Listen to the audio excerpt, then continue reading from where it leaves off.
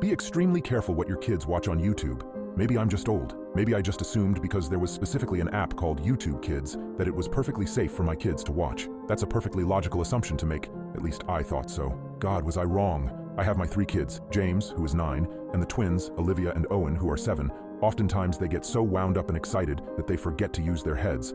And this time, they really did. Owen was the only one who really tried to talk to me about what he was watching on YouTube, but James would always shut him up. I have to admit, I was guilty of only half listening to what he was talking about. I didn't really care what guy played what game or the conundrums of an annoying British pig. It was somewhat of a relief when he stopped talking about it all. No more pig stories, no more gaming adventures. If anything, he seemed less interested in his tablet in general, more inclined to socialize when I was in the room rather than watch some odd video. Maybe I should have read more into that, but hindsight is 20/20, and at the moment, I didn't think much of it. I only caught a glimpse of the new show he was watching yesterday. I popped into his room to let him know it was time for dinner. Obviously, James was on his tablet, and he was completely absorbed in what he was watching. I was at just the right angle to see what was going on. It was another animated show, not surprising. The stars of this one appeared to be this fluffy white lamb and a black goat with a serious case of resting bitch face. The sheep was preparing a sandwich for lunch while singing in an ear-splitting voice about how it was good to feed others. James jumped out of his skin and turned off his tablet. "Dad, what are you doing in here?" James actually sounded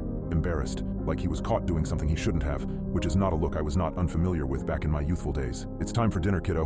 What you watching?" I asked. "Just a show. I'm starved." James shoved his tablet under his pillow and dashed out of the room, not able to look me in the eye. Now that was suspicious. James was quiet, yeah, but he wasn't secretive. I decided to let it go for that night. However, I had the next day off of work, and my concern for my son was starting to overwhelm me, so I broke a dad code D and let myself into James' tablet to check his YouTube Kids history. The show was called Sheep and Goat Creative. It was all James had been watching for literal weeks. I scrolled back and all the thumbnails were of the happy-go-lucky sheep and the clearly unimpressed goat. Sheep and goat volunteer to feed the homeless. Sheep and goat go for a walk. Sheep and goat sail on a boat. Sheep and goat this. Sheep and goat that. It all seemed normal enough, but James's reaction from the night before, it just seemed weird. So I decided to watch the one he was watching last night. Sheep and Goat Make Lunch. It started normal. There was some cheery royalty-free music playing in the background. Sheep's voice was grating on my eardrums as he described his favorite kind of sandwich, filled with butter and anchovies. He piled an obscene amount of tiny fish onto the bread before plopping another slice on top.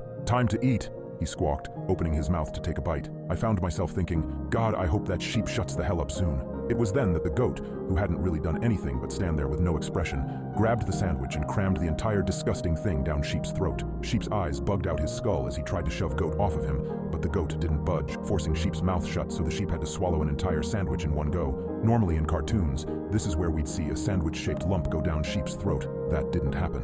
As he would in real life, Sheep choked. He gasped and gagged, clearly trying to spit the lump of sandwich out of his throat, but he couldn't. Goat went back to sitting to the side like nothing was the matter, now taking the time to make his own sandwich, a much more civilized peanut butter and jelly. Sheep slowly sank behind the counter, where his choking grew quieter and quieter until it just came to a horrid stop.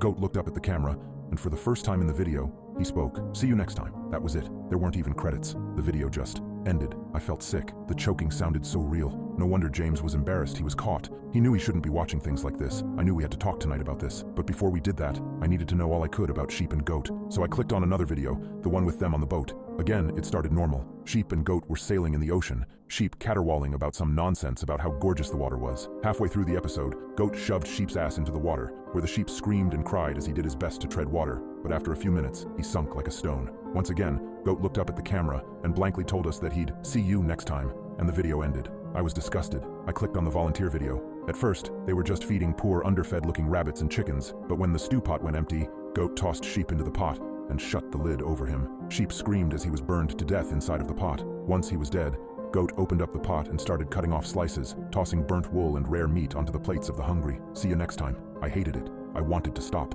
but I clicked on the next one anyway, the one where they were going on a walk. I knew what to expect by now. That cheery, stupid music, Sheep's annoying as hell voice grating my eardrums as they skipped down a path and up a hill. Goat just quietly followed along, not speaking, not making any expression. Once they were up there, Goat attacked Sheep. He tackled him to the ground and beat him with a block of wood. Once Sheep was unconscious, Goat grabbed a hammer and nails. This time, Goat actually smiled as he pressed one of the nails right above Sheep's hoof. Goat slammed the hammer down just as my phone began to ring, but I couldn't pause in time to avoid hearing Sheep's blood-curdling scream. I turned off the tablet and swallowed the bile coming up my throat. This was terrible. James needed help.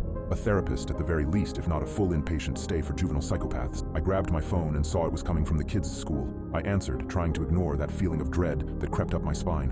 Hello, Thompson residence? Mr. Thompson, you need to come down to the school right away. My heart dropped into my stomach. What happened? Your son James left the school premises during recess. He brought his little brother with him. We can't find them. Your daughter Olivia said they were going on a walk.